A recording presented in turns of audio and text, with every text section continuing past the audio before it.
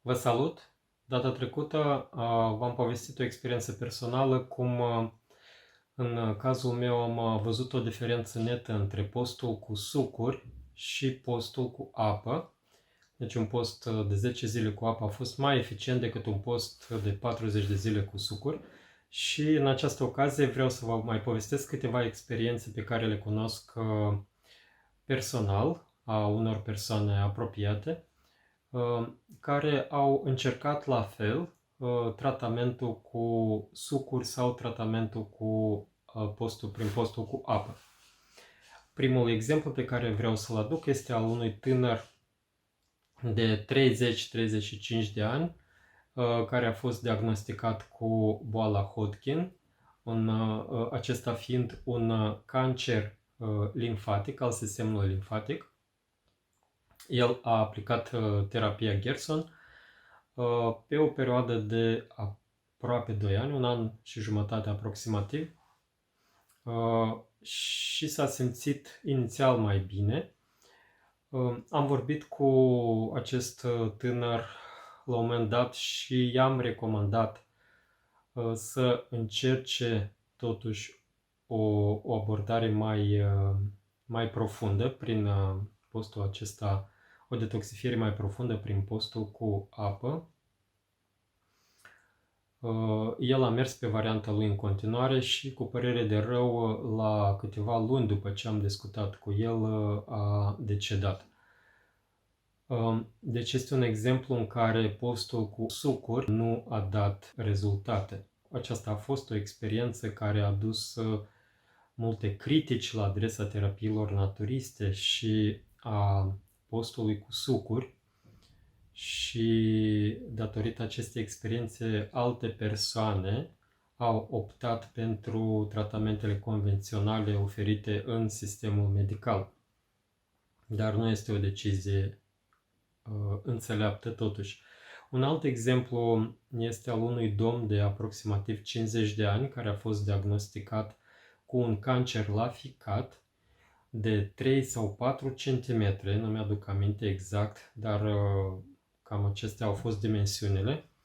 După câteva ședințe de chimioterapie care nu au dat rezultat, s-a gândit să facă terapia Gerson cu sucuri și celelalte substanțe care se mai folosesc acolo, enzime și anumite preparate alimentare. După un an aproximativ de terapie Gerson a avut o vindecare completă. A avut loc o vindecare completă în cazul lui. El s-a bucurat foarte mult de acest rezultat și a mai ținut regimul terapiei Gerson, nu știu exact cât, jumătate de an, 1 an, după care ușor a revenit la vechea lui dietă. Probabil știți că în aceste tratamente se respectă o dietă în principiu vegană și produsele animale sunt interzise pentru că promovează formările canceroase. În cazul terapiei Gerson, totuși, sunt niște excepții la anumite produse lactate. Oricum, dumnealui a revenit ușor la alimentația omnivoră și a avut această alimentație aproximativ tot așa 1 an de zile, după care s-a simțit rău. Când a fost la un control, a descoperit că tumarea lui a revenit, a recidivat, dar mult mai grav. În momentul respectiv avea 10 cm. Cazul lui la fel, finalul lui a fost nefericit. Din propriile lui cuvinte, a recunoscut că și-a făcut-o cu mâna lui. Prin poftele pe care le-a avut, a făcut ca boala să recidiveze. Ok, un alt caz pe care vreau să-l aduc atenție este a unei doamne care a avut un cancer la sân și asta a fost pe timpul renumitului terapeut român Valeriu Popa. s-a adresat dumnealui și dânsul i-a prescris un tratament special pentru astfel de cazuri, pentru boli grave, un tratament terapeutic numărul 1, cred că cel mai strict tratament din ce avea dânsul. Doamna a urmat acest tratament foarte strict, și partea de dietă și partea de post. Deci protocolul de tratament conținea un interval de 20 de zile de post cu apă, după care un regim vegan, în mare parte vegan. Deci doamna a urmat acest tratament și s-a vindecat complet. În prezent este în viață și o duce foarte bine. A continuat cu regimul acesta vegan, de fapt cu mici excepții pe partea ovo și ovo-lacto și pește. Deci are mici excepții de genul acesta. Ok, să avem 3 exemple. Ce exemplu să mai dau? Haideți să mai zicem încă un exemplu a unei doamne care a avut un cancer, la fel, un cancer la sân.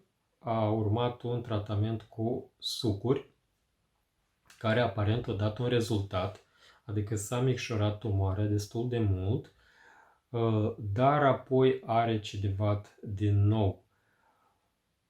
Cam atât pe scurt aceste câteva cazuri. Acum aș vrea să comentez un pic aceste situații, cum le înțeleg eu. În terapiile naturiste există un principiu important în abordarea aceasta pe partea de dietă, de alimentație, și anume ai nevoie să asiguri două lucruri. Numărul 1, o nutriție corespunzătoare care să asigure toți nutrienții necesari organismului. Punctul 2, trebuie să realizezi o detoxifiere suficientă și intensă care să elimine acele toxine depuse în organism. Aceste două abordări de obicei se realizează în secvență, adică pe o perioadă realizezi o nutriție intensă, bogată în alimente funcționale, în alimente bogate în nutrienți, și apoi urmează o perioadă de detoxifiere. Uneori se pot realiza și îmbinat, dar cel mai eficient este să fie secvențial, mai întâi una, apoi celălalt.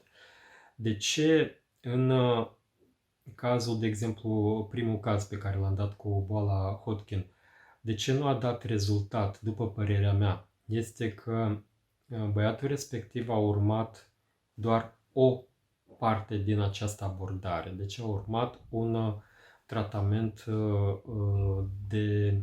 de sucuri care asigură mulți nutrienți organismului. În schimb, nu a realizat a doua parte de detoxifiere, în care organismul să aibă ocazia să elimine substanțele toxice depuse. Mai ales că la acel tânăr era cancer pe sistem limfatic. Sistemul limfatic este acel sistem al organismului care elimină toxinele din organism, deci era clar că la el acest sistem este într-o stare foarte proastă și trebuia o abordare extrem de strictă pe partea de detoxifiere, foarte, foarte bună pe detoxifiere, ceea ce el nu a făcut. Același lucru este valabil și în alte situații.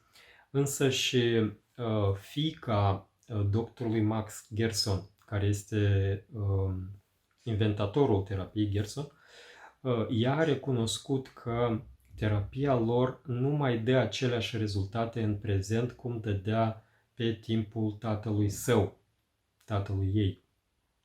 De ce? Fiindcă în acești ultimii 50-60 de ani s-a realizat o chimizare intensă a agriculturii și a alimentelor pe care le consumăm.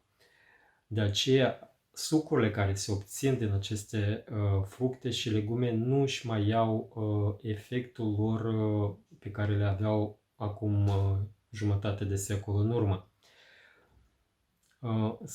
Cu toate acestea, în unele situații încă dă rezultate, cum a fost al doilea caz pe care vi l-am povestit cu cancerul de la ficat. Deci, și în toate aceste exemple vedem că postul cu apă dă cele mai bune rezultate. Adică, practic, atunci când ai postul cu apă, tu realizezi o detoxifiere extraordinară a organismului și apoi, bineînțeles, intervii pe partea de nutriție.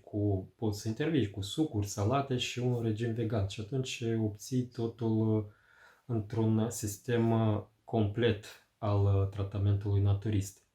Deci, astea ar fi concluziile. Dacă vrem să obținem rezultate bune, inclusiv în această boală de temut, în cancer, trebuie să urmăm această viziune asupra abordării tratamentului. Deci trebuie să urmăm și partea de detoxifiere și partea de nutriție foarte bogată și atunci rezultatele trebuie să apară în mod sigur. Vă mulțumesc pentru atenție, până data viitoare, numai bine!